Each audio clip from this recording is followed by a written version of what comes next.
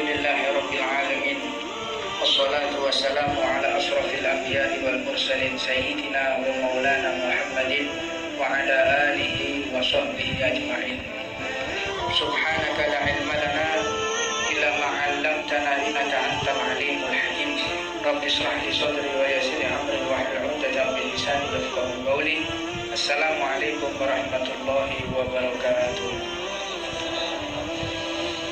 Melanjutkan pembahasan kita di minggu yang lalu, bahwasanya pentingnya seorang pemimpin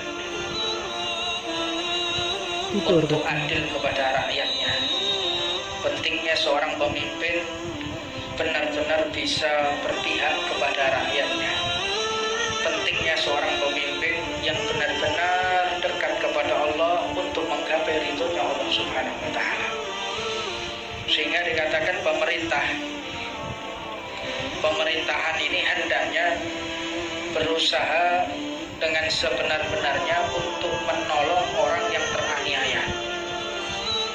Hendaknya mereka berpihak kepada rakyat miskin. Hendaknya mereka berlaku lemah lembut kepada para fuqara wa masakin. Benar-benar berpihak kepada orang-orang fakir yang serba kekurangan, yang ekonominya lemah. Bukan berpihak kepada orang-orang yang memiliki ekonomi yang bagus.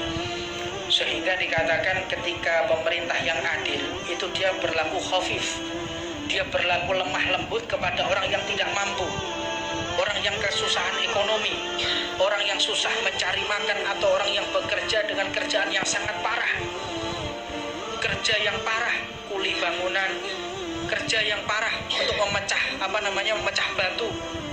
Orang yang kerjanya parah, yang benar-benar menjadi buruh pertanian, ini orang yang membutuhkan kasih sayang dan kelembutan. Bukan mereka yang hanya mencuri kayu terus dipenjara seperti orang yang mencuri uang 100-200 juta. Ini tidak adil yang seperti ini. Memang di dalam kategori syariat tidak ada beda, harus dipotong tangan.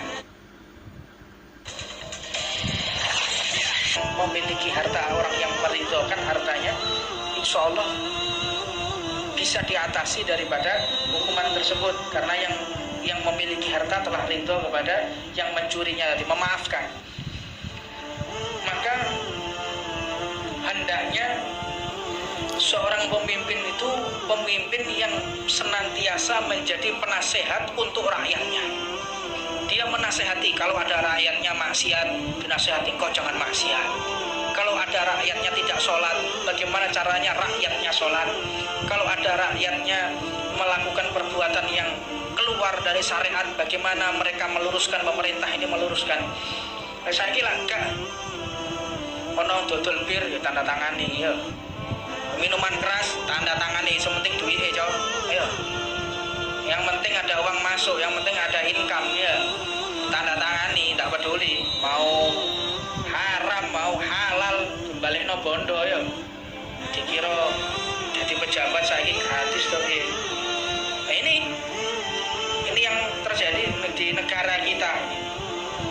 Merdeka tapi terasa tidak merdeka.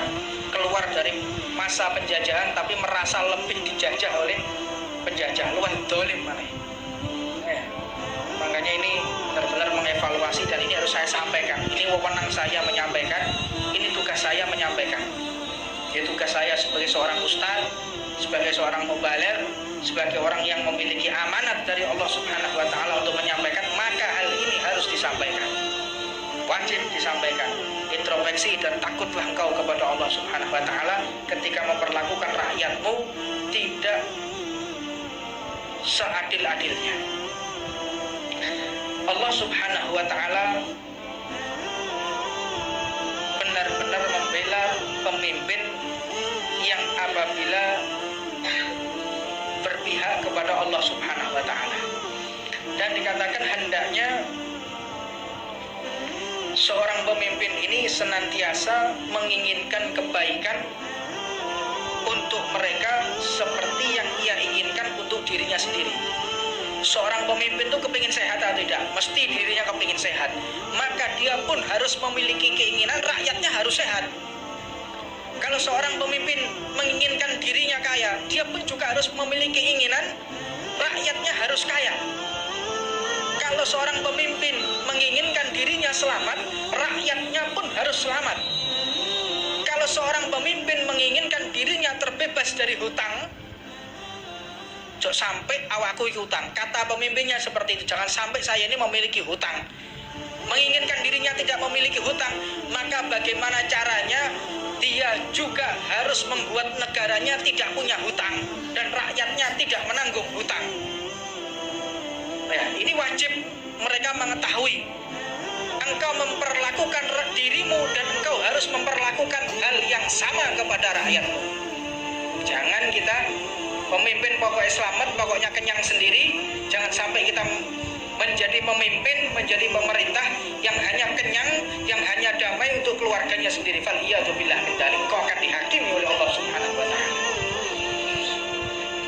Dikatakan oleh baginda Nabi Muhammad sallallahu alaihi wasallam, ayyuma walin wali walam yuhad.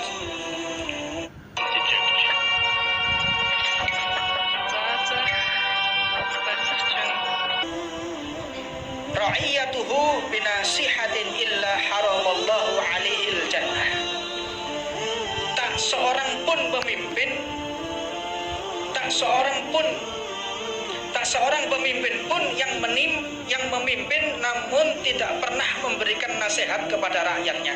Tidak pantas seseorang dikatakan sebagai pemimpin jika dia tidak pernah memberi nasihat kepada rakyatnya. Itu bukan pemimpin itu. Seorang pemimpin, dia pemimpin majelis, dia pemimpin pondok pesantren, dia pemimpin kota, pemimpin kabupaten, pemimpin provinsi, pemimpin rumah tangga, semuanya tidak layak dia dikatakan pemimpin jika dia tidak menasehati. Hendaknya dia sering-sering menasehati dan tidak pernah enggan untuk mengeluarkan suaranya untuk menasehati orang. Makanya dikatakan orang alim. Siapa sih orang alim itu? Orang alim itu bukan orang yang berilmu. Orang alim, orang berilmu, faqih, dia seorang fuqaha, dia seorang mufassir, muhaddis. Oh, ini alim, bukan. Orang alim itu adalah orang yang senantiasa menasehati apabila menjumpai kekeliruan di hadapannya. Ini orang alim. Ada kesalahan, ada orang salah, sholatnya dia nasihati, ini orang alim. Ada dikatakan orang ini salah dalam melakukan sholat, wudhunya, dalam ketika udhiyah, dalam melakukan hewan kurban dia melakukan kesalahan, dinasehati. Ini orang alim. Bukan orang alim kalau membiarkan suatu kemungkaran. Sekarang ini kebalik, orang alimnya mendukung kemungkaran.